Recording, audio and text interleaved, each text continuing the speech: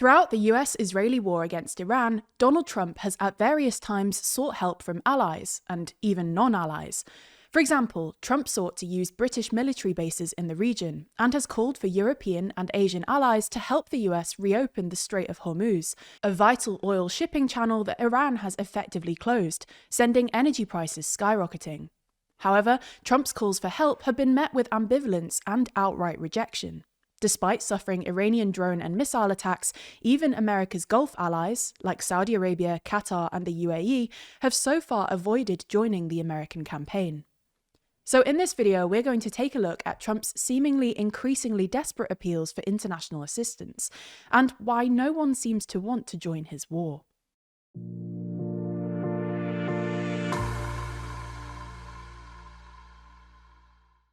Xi was ranked second in our list of the world's most influential people, so in the latest issue of our magazine, Too Long, we discuss how he got so high on the list, and how China's hard power is now accompanied by a newfound and significant soft power. That's just one of 72 pages in the magazine, because as always, there's more to Too Long than you'd expect. Purchase your copy by clicking the link in the description.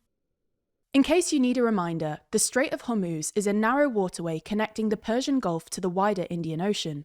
In normal times, around a fifth of the world's oil and liquefied natural gas passes through the strait, making it a vital maritime energy choke point. Iran has effectively shut the Strait of Hormuz, with strikes, threats, and reports of mines since the war began in late February, sending energy prices skyrocketing. On the 14th of March, Trump, whilst claiming that Iran's military capability had been 100% destroyed, called on China, France, Japan, South Korea, the UK, and others to send ships to help reopen the Strait of Hormuz.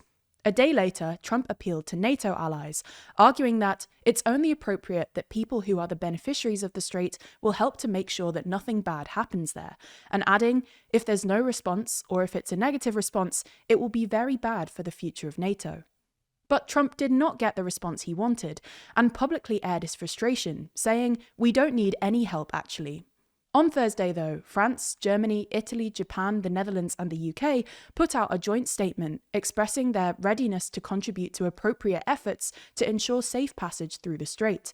"We welcome the commitment of nations who are engaging in preparatory planning." This might sound positive for Trump, but there's not actually much substance to the statement. It does not mention the US, and is vague and non-committal regarding the appropriate efforts they could contribute to. Further statements also downplayed the chances of any forthcoming deployment. A UK government source said the situation in the strait was currently too hot to send escort vessels, while German Chancellor Friedrich Merz said Germany could only get involved once the guns fall silent. So why is everyone so reluctant to heed Trump's call? Well, for many of the US's allies, this is simply not their war. They didn't want, need, or start it, and were not consulted before the US-Israeli attack on Iran. Germany's Merz said NATO is a defensive alliance, not an interventionist one, and that is precisely why NATO has no place here at all, with his defense minister adding, "The Americans chose this path, together with the Israelis." Similarly, EU Foreign Policy Chief Kaja Kallas has stressed that this is not Europe's war. Moreover, they also seem to have a lack of faith in Trump's own strategy. Trump has gone from saying the US has destroyed 100% of Iran's military capability, to calling for help in the Strait of Hormuz, to saying, "We do not need the help of anyone." For the US's allies, supporting an offensive actor without a plan, and whose assessment of the conflict changes day by day, isn't very tempting. The second reason is possible domestic backlash. While a number of countries, including the UK, France, Spain, and Greece, have bolstered their military presence in the Eastern Mediterranean to protect Cyprus, deploying naval assets to the Strait of Hormuz, as Trump has requested, would be a significant escalation. It would mean putting their own military personnel at risk, with Iran warning European countries they would become legitimate targets if they joined the war, and could provoke domestic backlash given how unpopular the war against Iran is. 59% of Britons oppose the US's military action against Iran, as do 68% of Spaniards, 63% of French, 58% of Germans, 61% of Canadians, and 82% of Japanese. The third reason US allies in Europe and Asia are reluctant to support the US in Iran is that it could require diverting resources away from theatres where Russia and China remain their primary concerns. Additionally, many are skeptical as to what more a handful of allied ships could achieve than the US Navy. Some also face practical obstacles. For instance, Japan's pacifist constitution places strict limits on overseas military deployment. Finally, we've been talking mostly about European and Asian allies here, but the US's allies in the Persian Gulf, who are in the most precarious position, have been the most impacted. While the UAE, Bahrain, Saudi Arabia, Qatar, etc. have already suffered Iranian drone and missile attacks, things escalated this week after Israel bombed Iranian energy infrastructure in its South Pars gas field, prompting Iran to retaliate with a series of attacks on Gulf energy infrastructure, including oil facilities in Saudi Arabia and Kuwait, but most notably Qatar's Ras Laffan gas facility, through which 1/5 of the world's supply of LNG flows. One expert described this as an Armageddon scenario, and Qatar said the attack wiped out 17% of the country's LNG capacity and could take up to 5 years for repairs.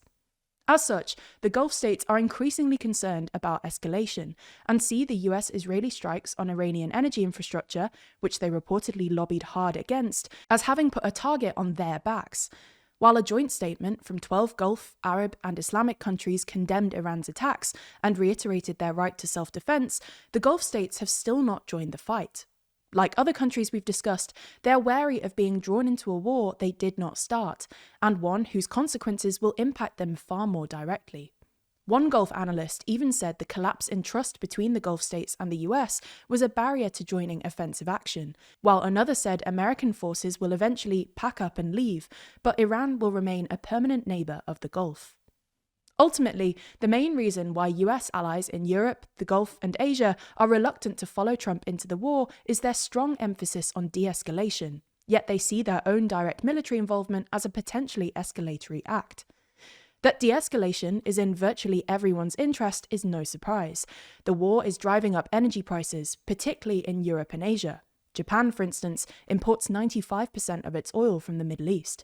It's disrupting fertilizer production, which is concentrated in the region, endangering food security, and is even exacerbating a shortage of helium, which is essential in semiconductor manufacturing.